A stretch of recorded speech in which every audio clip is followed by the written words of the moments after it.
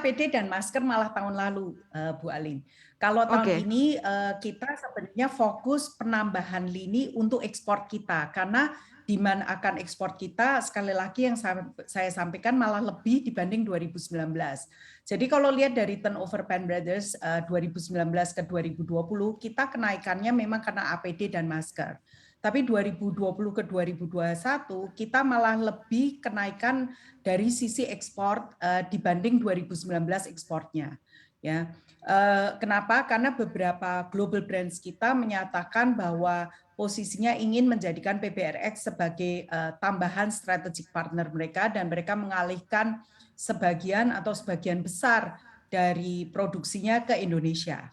Ya, dan karena memang Penn Brothers ini juga very fokus, kita 97% dari produk kita adalah untuk ekspor dan fokus untuk global brands, sehingga memang kita memastikan diri bahwa kita bisa mensupply kepada dunia sesuai dengan tuntutan.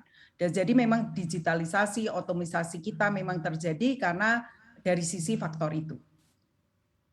Oke, Ya. kalau kita review sendiri untuk sisa tahun ini seperti apa Anda memandang prospek dari bisnis tekstil dan juga garment dari Penn Brothers?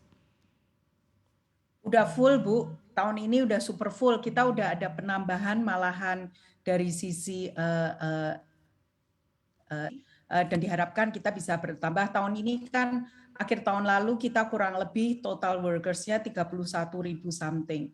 Tahun ini kita mengharapkan kita ada penambahan sekitar 2.000 dan ini kita ongoing terus.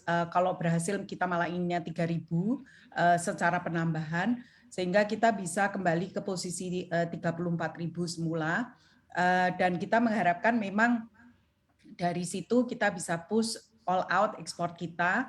Tentu saja prokes yang saya sampaikan tetap dilakukan dan ini memang Penn Brothers lagi akselerasi vaksinasi seluruh pekerjanya sehingga kita harapkan sebelum akhir Agustus kita bisa vaksinasi 2 kali. Ya kan memang vaksinasi 2 kali. Oke, Seluruh Bu pekerja Penn Ana Brothers terakhir dan seperti apa harapan dan ekspektasi Anda untuk pemerintah? Oke, harapan saya kepada pemerintah adalah satu, tetap dengarkan kita sebagai sektor tekstil dan garment karena sektor ini adalah sektor padat karya. Ya, sektor ini sebenarnya secara tidak langsung akan meningkatkan produktivitas dan efektivitas dan efisiensi untuk Indonesia.